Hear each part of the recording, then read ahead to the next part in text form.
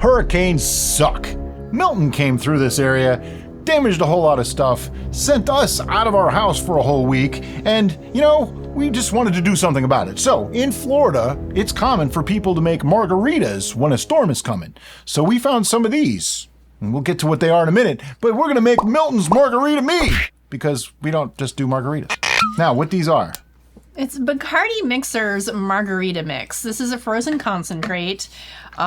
Basically, you're just supposed to dump these in a blender with some Bacardi rum and ice cubes and instant margarita. But we thought, you know what? We defrosted them. We got some better ideas. I have never opened one of these before. Okay, sweetheart. I'm pulling it. Am I doing it wrong? You're probably doing it right. You just got to commit. It's probably going to spray all over the place. Commit. It's going to spray all over. And does the lid come off? Yes, the lid comes off. Oh, like that. Wow. So much simpler than I expected it to be.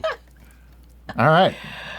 That's one. You want to talk about the ingredients of this, or? Not really, but I will anyway. This is not something that I would normally ferment, okay? This is water, high fructose corn syrup, concentrated lime juice, lime and lemon pulp, natural flavors, sugar, and green number 3. Woohoo! Gotta love that green number 3. There's not a lot of sugars in this. I figured it out. It's about 100 grams, like 96 grams of sugars altogether, which is less than a quarter of a pound. So it's actually only going to add like 8 to 10 points to the gravity. So, it's not going to do much. But that's why we're going to be using honey, except for the fact that we want to make it a mead. But the honey amount is a little bit lower because I've heard things about high fructose corn syrup where it doesn't really like to ferment all that well. So I thought, let's go with something that's a little bit easier on the old yeasties, to make it maybe have a higher chance of success. We contemplated about adding this in conditioning rather than up front. It might have been the better choice, to be honest with you. Nope. Particularly since this is a citrus. Hurricanes don't hold back, neither do we. Put it all in at once. That just came to me. Okay, so what we're going to do now is I'm going to fill this to, you know what? Why don't we just add our honey? Okay. Let's add our honey. You might be wondering, why are you doing it in a pitcher? Because reasons that'll become a little bit more obvious. And it's funny because you tend to make margaritas. Yeah, you make margaritas in a pitcher. Yeah. We should have put the blender.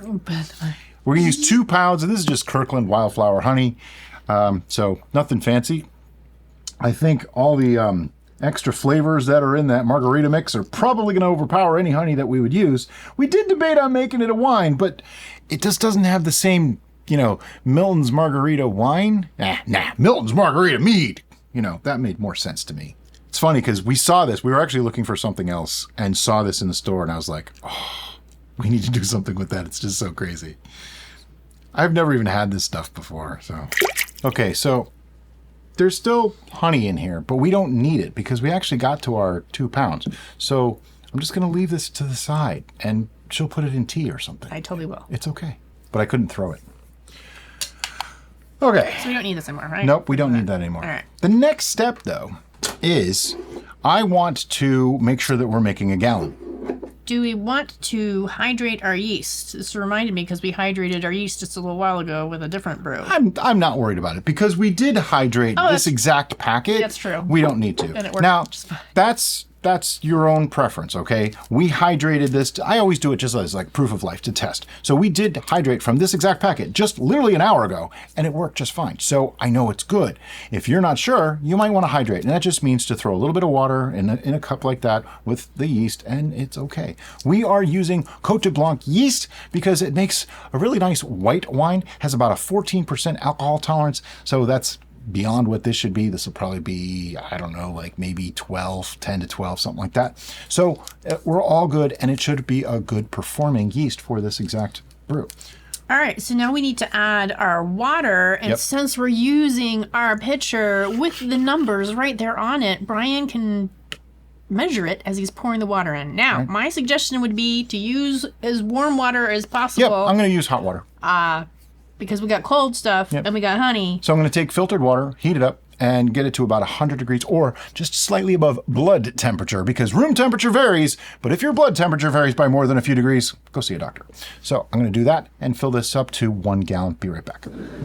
So we have our water, and now I want to add some Fermento because this is still a mead, and that high fructose corn syrup just kind of worries me a little bit. So I'm just going to use a half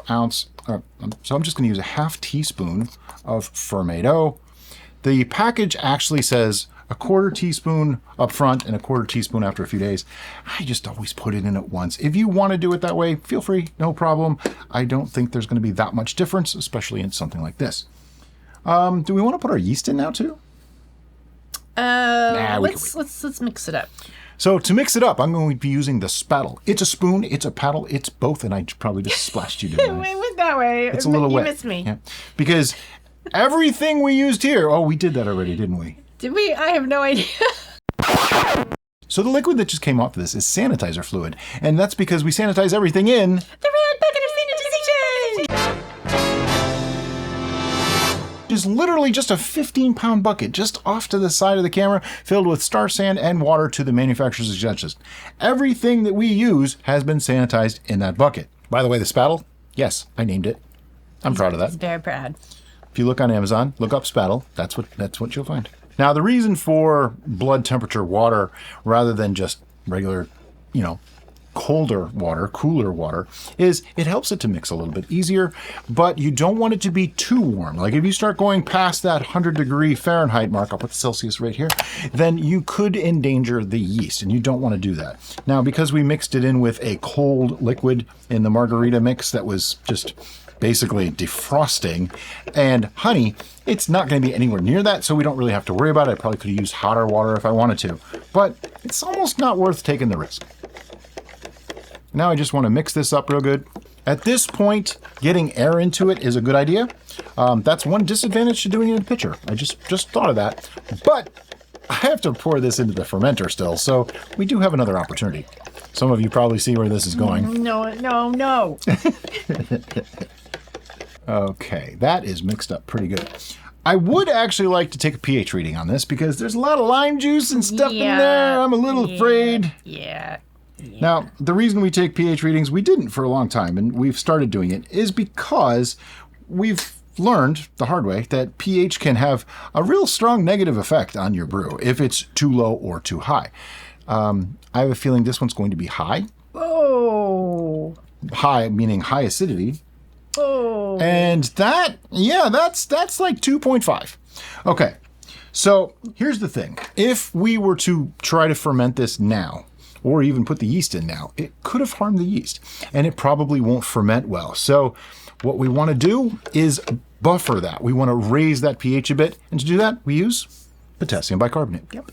One thing when you're using spoons like this, if you rinse them out in star sand like we just did, you want to get it super, super dry before you put it into any of the powders. And someone actually told me that paper towels, by the way they're made, are actually sanitized. I didn't know that. Oh, yeah, because they have to heat the pulp to... Yeah, that makes sense. Yeah. So using a paper towel to wipe stuff off, totally okay to do. Good to know. That means for airlocks and all that kind of stuff, too. It's all good. Bueno. Yeah. All right. So when we were pouring the Bacardi mixers into the pitcher, that's what triggered me to say perhaps conditioning would have been a better option because you could really smell the lime. Oh, yeah. And that was making me think this might be too acidic. Guess what? It was. It's fine. We'll figure it out. So we use potassium bicarbonate. You can use potassium carbonate. You can use calcium carbonate. You can even use sodium bicarbonate, which is also known as baking soda.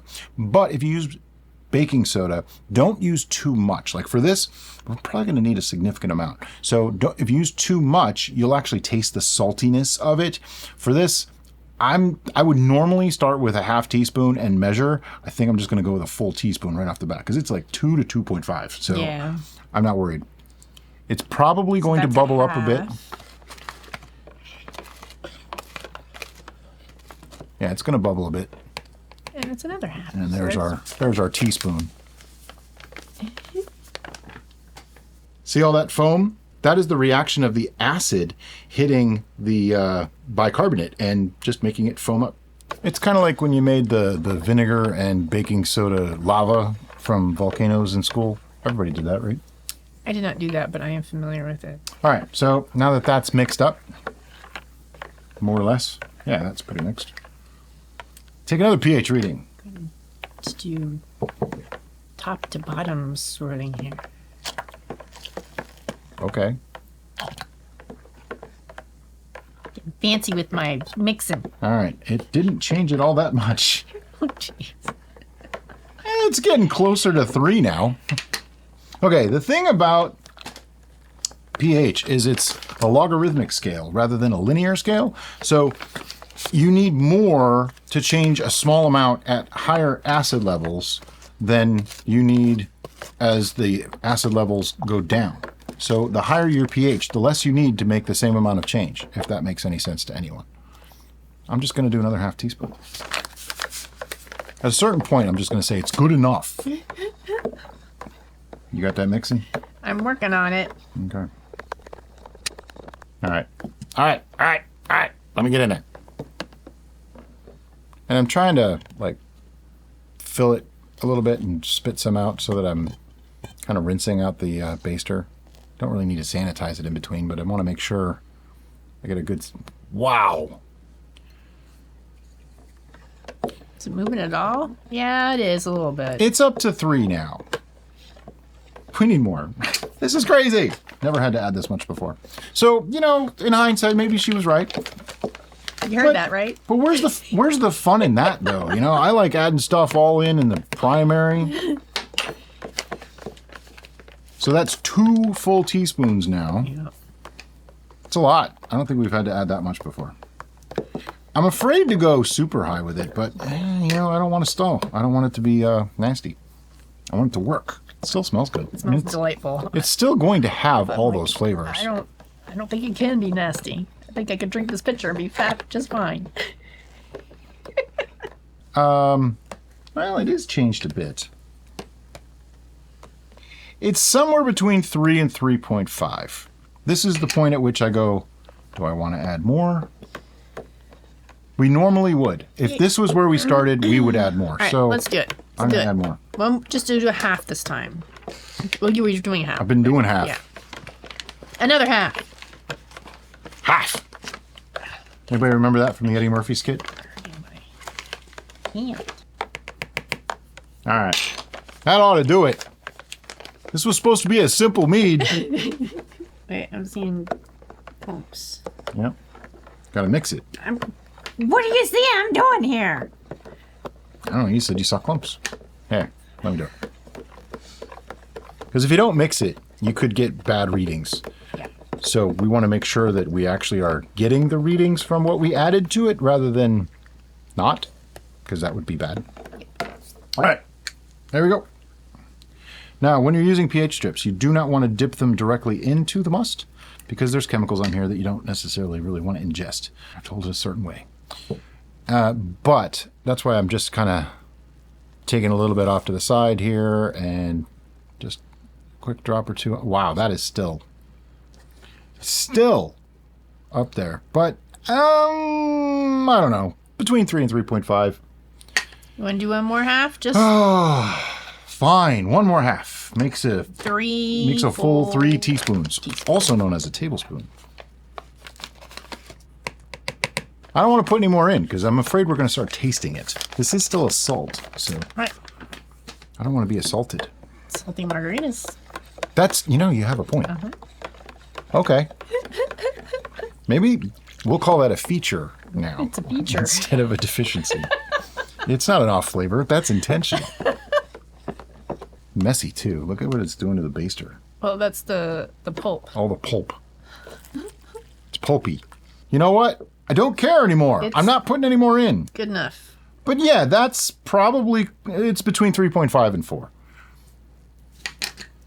There you have it, though. That's what we would do. If we didn't do that, this could have stalled like instantly. It might never have actually started up because that was pretty acidic. 2.5 is very, very acidic. All right, so that ended up being 3.5 teaspoons, right? Yep. No. 1, 2, 3, 4, 5, 6. We did 6 tests, which means we put in A full teaspoon. And then... I think I just said a full tablespoon. Okay, so 1 tablespoon of potassium bicarbonate. I'm not doing any more, partially because I don't think we need it. And secondly, it'll start really affecting the flavor. So I don't want to go too much further with that. Okay, so next thing we want to do. Do we want to put our yeast in now or wait till we get this in a fermenter? You could put the yeast in the fermenter and then pour this on top of it. I could totally do that. Okay. It's crazy. So as we mentioned earlier, we are using Red Star Premier Cote. Yeah. So as I mentioned earlier, we are using Red Star. So as I mentioned earlier, we are using Red Star Premier Cote Blanc yeast. I always say that kind of wrong. I want to make the E pronounced, but you know, it took me 4 tries to get that out, so I'm not saying it again. And half packet, I'm just going to dump it right in. My rule of thumb for yeast is up to 3 gallons, use half packet of yeast. More than 3 gallons, use a whole packet of yeast. Back your packet. Yep. Always thwack the packet. Every yeast must achieve its destiny. And if you're making 3 gallons, then, you know, it's your choice. You can go either way, half gallon, half packet, or a full packet. All right. We don't need this spattle anymore. We don't need the spattle. But it's a pulpy mess. The whole must is a pulpy mess right now. I'm a little concerned about that. I don't really want that all in there. All right. Well, I'm not putting this in stars or in no, turbos. Don't. Shouldn't go in turbos. It'll contaminate it. So what I'm talking about is all that stuff sitting on top there. See all that? That's like a good, what is it, like ½ an inch thick of this foamy, pulpy mess that I really don't want in our must. So we have this cute little tea strainer thing that's like a tiny little sieve, right? I've tried to find those on Amazon. I can't. Like, it's all the balls and I'm just going to scoop that right off. Oh, wow. It looks like applesauce coming out of here. It does. It really does. But that could be a problem when we start fermenting. This is pulp and other stuff that we just don't need in the brew. So let's get it out of here because it's just going to make a mess. Now someone's going to ask, what are we going to do with it? I don't know. I hadn't planned on having it at all, so I don't know what I'm going to do with it. I might put it in a glass with some vodka. She could do that. That sounds like a perfectly fine plan for this stuff. I mean, I hate to waste it, but at the same token, in this particular usage, it's not something I want, but it's applesauce. It looks like applesauce. That's crazy. All right. I didn't get all of it. I got mostly. Mostly. So, you're going to make me use the funnel? Yeah, I'm going to make you use the funnel. Yeah, I'm just going to pour this in. It should be able to all go in because it's like 124 ounces right now. So that should be perfect. And it's oxygenating as it goes in, but I'm probably going to mix it up too. Getting close. Look at that. Ta-da! The only thing we don't have is a measurement, specific gravity. All right. I can get that. I don't need the funnel though. All right, so we did get some of that stuff.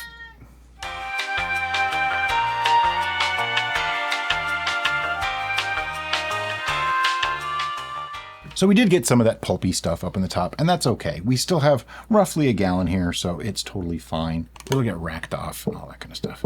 So what I want to do now is get a gravity reading, just so that we have an idea of where this is starting at. Make sure it's not going to overpower our yeast, which it shouldn't based on the amount that we added of everything. But, you know, it's always good to know. We hear all the time, somebody says, I accidentally added 3 times as much honey. Not sure how you do that, but hey, we hear it happening. So might as well prepare you to be ready for it, you know? Okay. Did we really only put in 2 pounds of honey? Yeah. 1.122. I'm wondering if the pulp might be affecting it just slightly, but... Oh, you think it might be a slightly more viscous solution somehow? Okay, 1.122. Now, that sounds a little on the high side to me because we did only use 2 pounds of honey. So is it possible that there's a little more sugars in that stuff? Is it possible that it's a little more viscous, throwing off the readings? Sure, but because we did a little bit of math and we know we only used 2 pounds of honey, and I know that there's only like 100 grams in that stuff, I know I didn't actually overpower a yeast, so it's okay.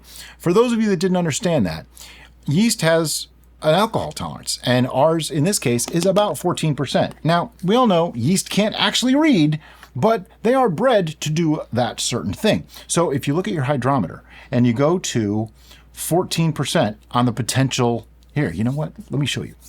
So if you look at your hydrometer, here you have specific gravity, right? If you turn it a little bit, this is potential alcohol. So see 10, 11, 12, 13, 14. If I turn that around, that means about 1.108 would be 14%. Now, ours is 1.122. I'm actually kind of okay with that because that means even if it stops fermenting, it didn't stall. Like if it stops at 10 points or 15 points left, it didn't stall, it finished. The yeast are done, but that means we won't have to actually stabilize it in any way.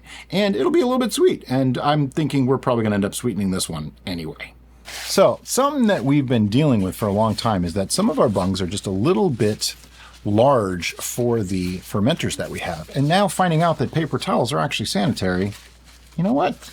When you dry them off, they stick a whole lot better. People have been telling us that for a long time, but I never liked to use like a towel or something because, well, what if there was something on there? But paper towels being sanitary, and look at that. It sticks perfectly. So what are we going to do with this now? We're going to let this sit because this is the first time we've been fermenting with this weird concoction. We're going to sit it in a lipped tray. But the problem we have right now is our small lip trays are both occupied, so I'll have to get a big one. Anyway. That's because if it gets too active and goes out through the airlock and overflows, it can make a mess. So the lip tray just catches it all. But this is going to start fermenting, okay? And please use an airlock. I'm going to explain how the airlock works in 12 seconds. Gases escape. They come out up this side, they go down. They push the liquid from this side to this side, they push up that way, and they bubble out. They prevent bugs from getting in. That was probably about 12 seconds. I think that was pretty good. All right. So anyway, yeah, this will just sit for a little while. And once that airlock activity starts to slow down a lot, we'll be back to show you how it's doing. It has been 3 weeks on this, and it's still sort of bubbling. There's still little bubbles coming up the side. But very few. Let me just show you what that looks like. So yeah, as you look at the side, you can see there's a lot of Kreuzen. There's even some floating calm yeast, I would say, in there. But there's little tiny bubbles coming up the side, but not a lot. Yours a big one. Yeah, that was kind of a big one. Yeah. So we're going to take a reading on this. And we're going to take a reading for a couple of reasons. First, that airlock going that slow and the little bit of bubbles could just be degassing. Yep. There's no reason not to check at this point. We've had a couple of people freak out that they were afraid of oxygenating their brew just by taking the airlock off. The likelihood of that is slim to none, okay? I just want to get that out there. There's CO2 still being forced out of this brew. And something about permeability of gases.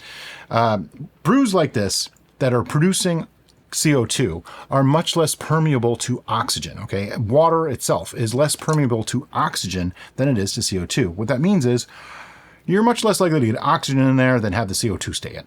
That's why we don't carbonate with oxygen. Never mind the fact that it would oxidize your brew too. But we started this at 1.080, which is a pretty reasonably moderate gravity.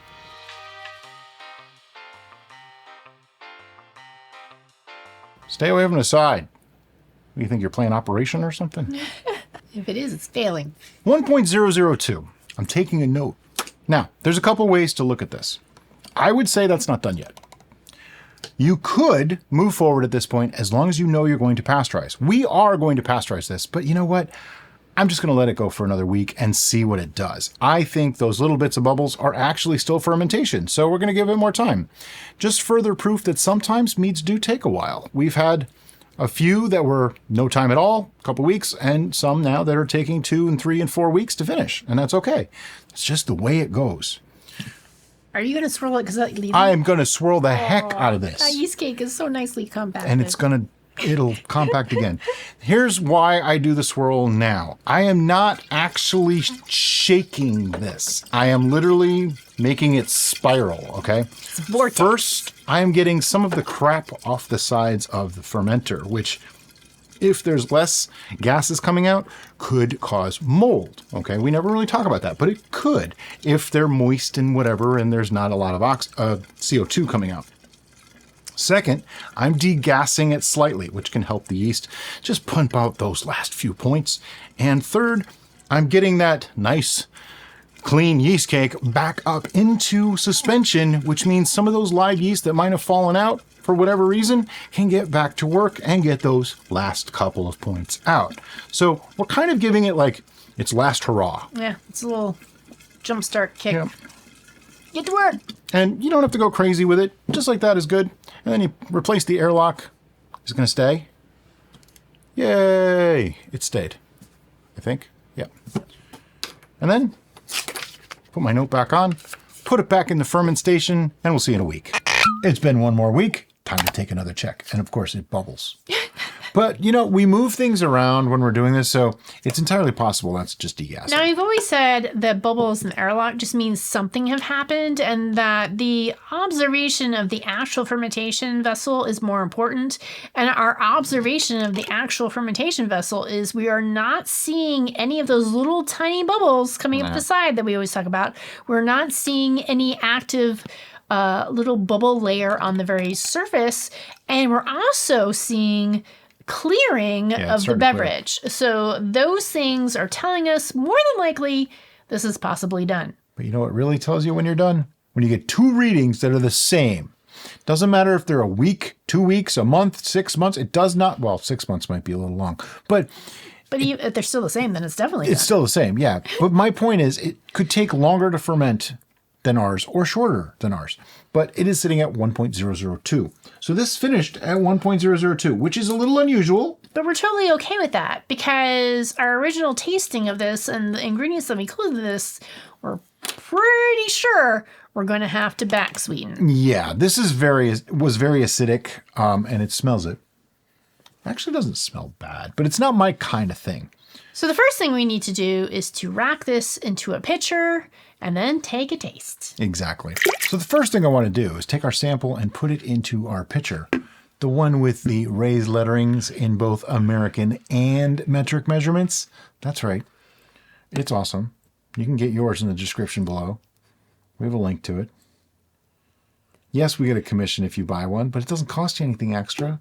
It's just an awesome pitcher. Every time we recommend it, somebody goes, I have this. It's the most amazing thing. So I have to think it might be amazing because we're not the only ones saying it.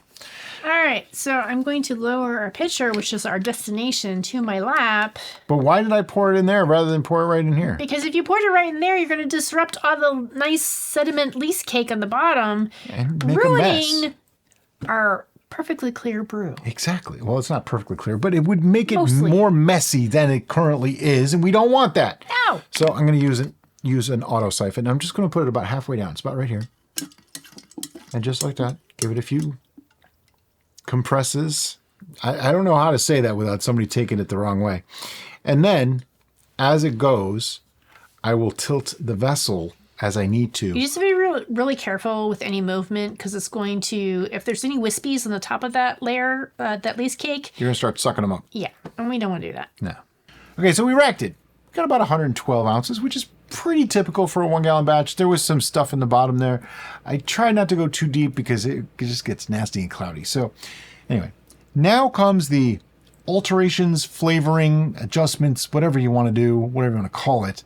So for that, we need a tasting glass. So our mental picture for this is a margarita with some honey notes, basically. Yeah, pretty much. My mental picture for this is a hand giving the middle finger to Milton. But that's difficult to do in a mead. Didn't see that one coming, did you? No, but I should have. That is actually really interesting. It smells lovely. It is not what I expected at all. I think it just needs a touch of sweetness and we're good. What do you think? Just a little bit. Not even that much. Yeah. Which is good because we only have a little bit of our Well, we have Kirkland plenty of honey to add to it. It's just we don't have much more of this honey to add. And we wanted to stick with the honey that we used to ferment it, so... Even though we've actually tested that. And there's sometimes it's useful to add different honeys, like more exotic honeys to flavor things. But in this case, I think the honey character is just honey character. Generic honey is fine. So any like simple, basic honey, real honey, but any simple honey would probably work for this. And I'm probably going to stop the video because this is just going to take forever to pour all this in here. I have no idea how much honey went in there, but I got tired of holding it. So I'm going to mix it up, see if it was enough. If not, we have other honeys. It's all good. When you do this system, what we're doing is we're sweetening to taste rather than sweetening to a volume. So if you have a different amount of ounces than we do, your amount that you add would be different too, and it makes sense. So we'll give you a specific gravity reading at the end. Because those are the same regardless of what volume you have. Exactly. But the gist of this is, do it to your own taste. Every once in a while, somebody says, oh, you guys like your stuff too sweet. And every once in a while, somebody says, oh, I like mine sweeter than you. Okay, Then my answer to that is preference. add more or add less because that's yours. I mean, if you do this system, you can't mess it up. It's kind of foolproof. You just add a little bit at a time until you like it. It's hard to add too much. If you dump in like gallons at a time, you're doing it wrong. You should only add a little bit at a time. I think that is mixed. Looks like it. We have some on the spattle. I saw a spattle residual. Oh, see, that little bit on the spattle, that tells you it's not mixed. So someone asked the other day if my 2-minute rule is really necessary. First off, that's a joke. Just so you guys know. Don't take it so seriously. It's not like you need to set an egg timer or something. It was more to remind you to mix thoroughly. Like right there.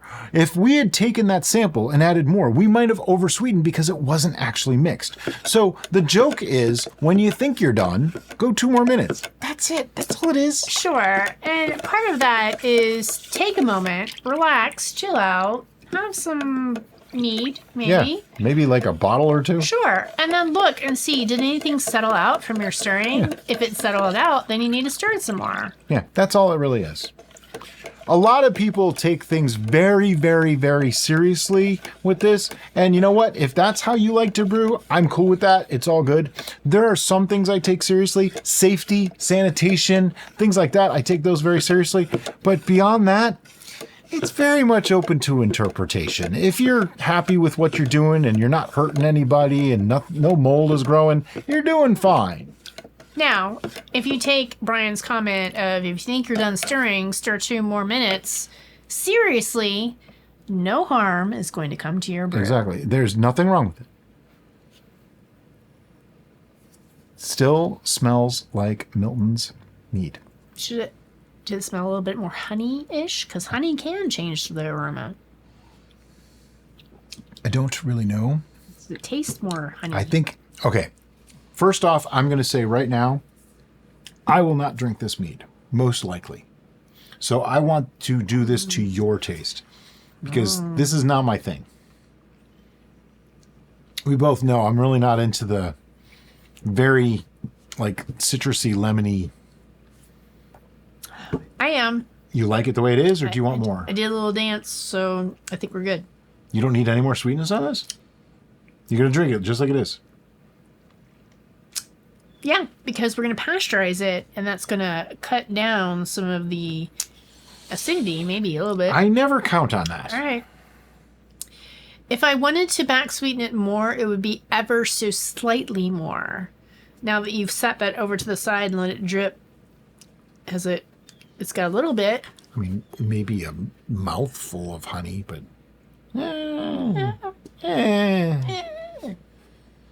I'm guessing this is maybe like a 1.010 sweetness. But it's so strongly acidic from... What is it, lemon or lime? Lime. That's why I don't like it, because it's lime. Lemon, I'm just only starting to get used to. Lime, still. I'm trying, folks. I'm trying. I got 2 huge lime bushes in the backyard, but they're not true limes. They're Rangpur, which is kind of a close... Which is between lemon and lime. Citron... They're kind of between a lemon and a lime. Hybrid thing, so...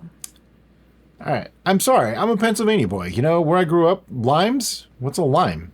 We don't eat limes. I'm a Florida native. Even lemons were not really all that big of a deal. Give me a margarita. I didn't know what a margarita was till I moved to Florida. I thought it was the Spanish lady. I'm not even kidding. We got our first Chinese restaurant when I was like 16 years old. Seriously. I'm not even kidding. I'm not trying to be racist or anything. I'm just being honest. There was not a lot of cultural diversity. Right, do you want to stir this? Because I got some honey wispies going on. All right. But we had plenty of Italian restaurants and pizza places. Yeah, I think we had like one really good Italian restaurant when I was growing up.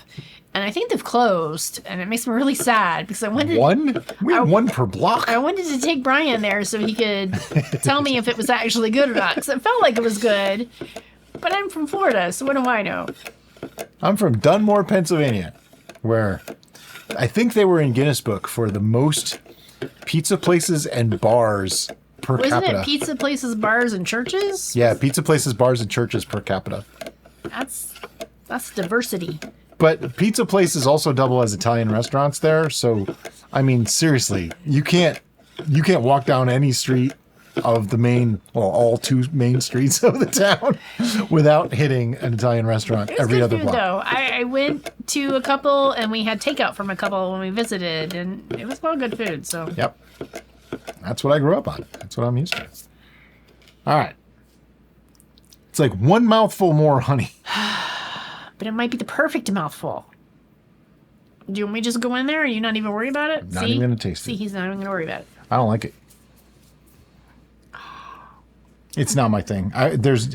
I would have to make this so ridiculously sweet and change it from what it is to make it something I would like, which is an even bigger middle finger to Milton, in my opinion. The fact that I won't even taste it now. I will at the end, though. Are you good with it? Do you want something I feel like I should have my mom here to taste it. It's been so Your long. mom? Yeah, it's been so long since she's had a margarita, though, and I don't know. Could bring her a bottle of it when it's done. Is this good, Mom? Tell me. I don't think she's going to drive 3 hours just to taste this. Yeah. But we can drive 3 hours to bring one to her. And then record her reaction. Make it a short. I feel like it's good. Okay. Well, if it's good, it's good. So what we're going to do with this now, and we're going to take gravity reading to let you know to what the first sweetness thing. level we got it to. She's right. I was jumping ahead. By the way, if you ever see me do this, there's a reason. It's because she puts this into turbos in between, which you're supposed to do. And I'm trying to get as much out as possible So it doing this. doesn't affect our gravity reading. Getting some of that precious brew off my spattle. I just dripped some, so Yeah. I wouldn't call this precious. It's a brew. All right, so we back sweetened with honey to 1.012. So I was pretty close. I said 1.010. Yeah, this is not overly sweet. If you like margaritas, this will probably closely approximate a margarita with a little bit of honey added to it. I am going to dump this back in here, though. And what we're going to do now is we're going to rack this to a fermenter and do the next required step. This is absolutely a requirement. You have to stabilize this in some way to keep it from fermenting. Our personal preference is pasteurization. We have a full video on our pasteurization method, which I'll make sure to link in the description below, but Brian's going to give you a quick synopsis. But I want to say a couple things here.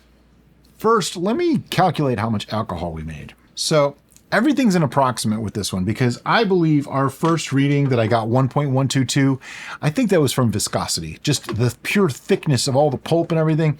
I actually calculated the sugars out to 1.080. So I'm going with that. 1.080 minus 1.012. Oh, no. 1.080 minus 1.002. Because the extra bits of honey that we added don't actually change the ABV in that way. They don't add to the alcohol. They detract from the alcohol, actually, because they're diluting it just slightly, not by much. But anyway, I get 0.078 times, we're just going to start using the 131.25 all the time because it's just easier. It's the same as the readings and stuff. We get about 10.23, which means it's anywhere from like 9 to 11-ish or so percent. So we'll probably just call this 10% with a little bit of dilution there. And if I seem a little lackadaisical about the ABV, it's because I am. Because you know what? Within plus or minus 2 points or so, that's about the most you can hope for accuracy-wise. But let me explain something. First of all, if it's good enough for commercial brewers, it's good enough for us home brewers. Exactly.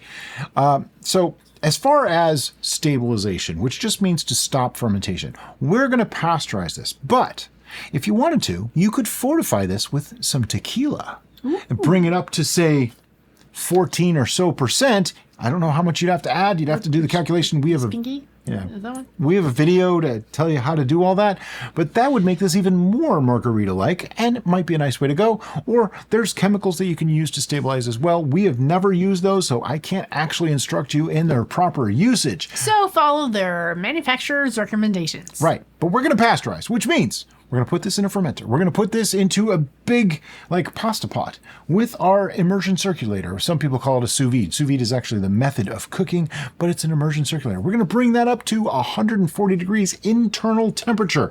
Celsius will be right here for 22 minutes. At the 22-minute mark, I'm going to pull it out of that water. I'm going to set it to the side on something that won't make it thermal shock, like no glass, no metal, things like that.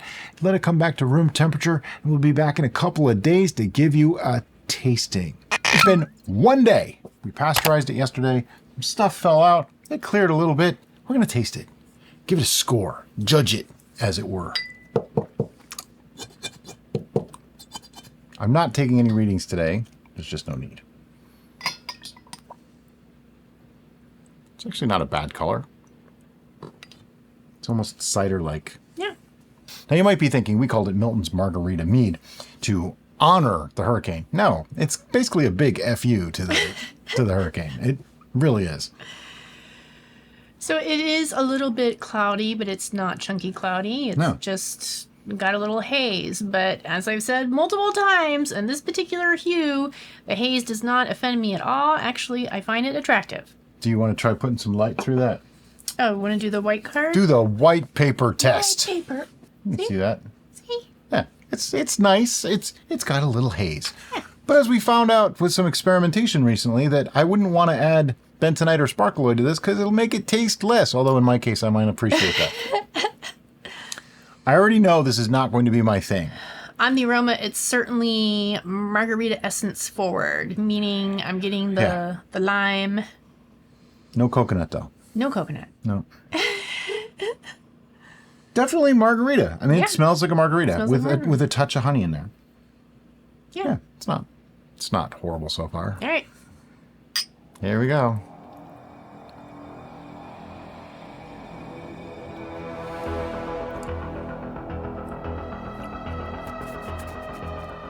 It's strong flavor.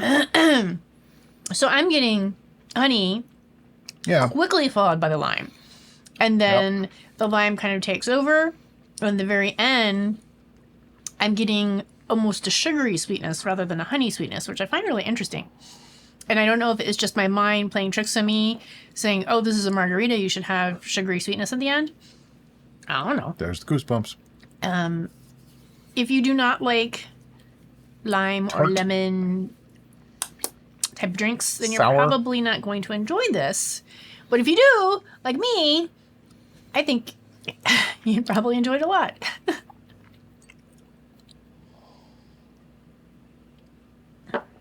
For me, as it enters, I taste the lime. And then as it builds, I taste the lime. And as it gets to the 3/4 palate, I taste the lime. And then on the finish, I taste the lime. That's pretty much what I get out of this.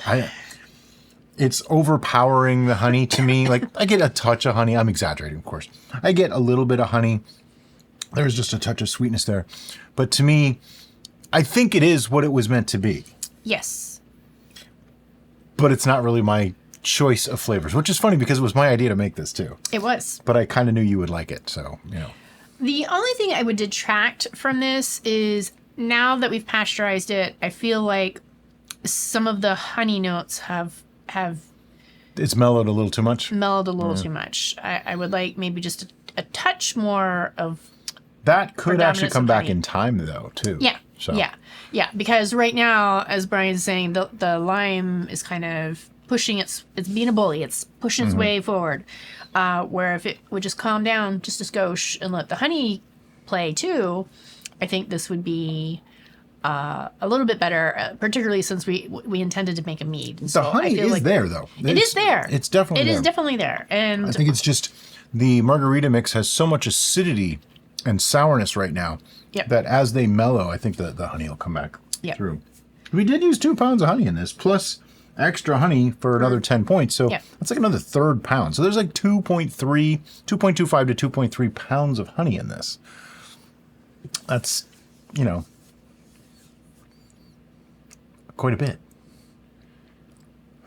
I'm trying to. There's definitely honey there, and as I did what some people find annoying, my long swirly chew thing, I'm getting more of the honey sensation.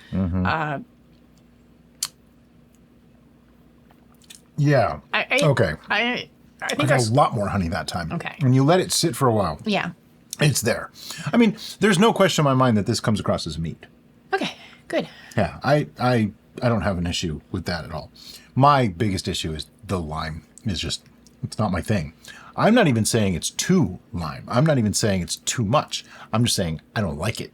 Yeah, and But I don't like lime. That's a preference thing. Like if we had created a licorice-based mead, neither one of us would be enjoying it because neither one of us enjoy licorice. Yeah. And that's something you need to take into consideration when you're creating something. If we're using a strong flavor that you don't particularly like, then more than likely there's not much you can do. Right. Exactly. The only way that I would be that. able to like this is with a lot more sweetness added to it, which would kind of take away from the sour tartness that it's supposed to have. Right. So I that's why I just deferred and said, however you would want to drink this is how it should be, because I can tell you right now, if I see a bottle of this on the shelf, I'm very not likely to drink it. So why should I have that much influence in the finish? Yeah. I'm curious what this would be like on ice. Our ice is probably better. Unavailable to us at the moment. Yeah. And we don't do that. And I also heard some of you are experimenting with mead slushies. Now, that would probably work for this. We're at a 10% ABV ish. Yeah, 10%. Ish. See, double ish. So that is going to cause some problems in the freezing process because alcohol. Yeah. The water will freeze, though. The water will freeze. And if you just. You get a slush at best. If you grind up a bunch of ice and then just use this as a flavor over the ice, like a you do that. Slurpee type of thing. Yeah. I think that might be real fun. Yeah. Well, you can have fun with that. It's not something I'd want. All right, so now we need to put a number on this. But before we do, let me explain our scoring system. We've gone back to the oldie style, where basically it's kind of like whose line is it anyway? The scores are made up and the points just don't matter. So I do kind of break it down into 3 sections, though. We have like 1 through 4-ish is probably didn't like it very much, varying grades of ick, basically. All the way to would even just like dump it out. Just not something we would ever want, or just it was bad or something spoiled or whatever. Then we have the next level, which is like above 4 to around 7. And I'm giving very roundabout because a half point doesn't make a difference really. Just don't get too crazy about it. That is I would drink this. It's reasonable. If somebody poured me a glass, I would drink it. And then you have above that, above the 7 range, this is superb. This is fantastic. This is awesome. All the way to the illustrious 11. Now, in this particular case, I have to judge this as unbiased as possible because I'll just tell you right now, my personal enjoyment on this is about a 3. Not a thing for me. So I'm going to be unbiased and try to take it for as it is, as it's intended to be, and what it's reminiscent of. I think I'm just trying to be a little bit more, I'm an adult, technically. So I'm going to try to act like one. But I actually do need a little bit more, I think. For science? Yep. I'm going to give you some more, too. Thanks. Mine's not for science. No. Okay. Don't need much. Don't want much. Also, the other thing that I like to do now, someone suggested this and I started doing it, is I start at 10 in my head and I start taking things off that I don't like about it. And that way I have something to explain later. She doesn't have to do it that way. And I might be like, you know what? No, I don't care. I'm doing it different. But that's a nice way to think of it too. So there's this weird thing that is occurring with this particular beverage. And again, I'm thinking it's more of my memories of Margarita versus what is actually present. But I'm getting a bit of a tequila salty note. Yeah. Yeah, there's a little bit of a salty thing. Now, I'd like to point out that this is just about 4 weeks old right now. It's pretty young. Mm-hmm. Started October 28th. Today is November 26th. just 4 weeks old, and we're already tasting it. So that gives you an indication that the idea that you have to age mead for years before it's good, not necessarily true. They do tend to improve as you age them, but you don't have to before you can enjoy them. Like Derek would probably just drink this right now and not care.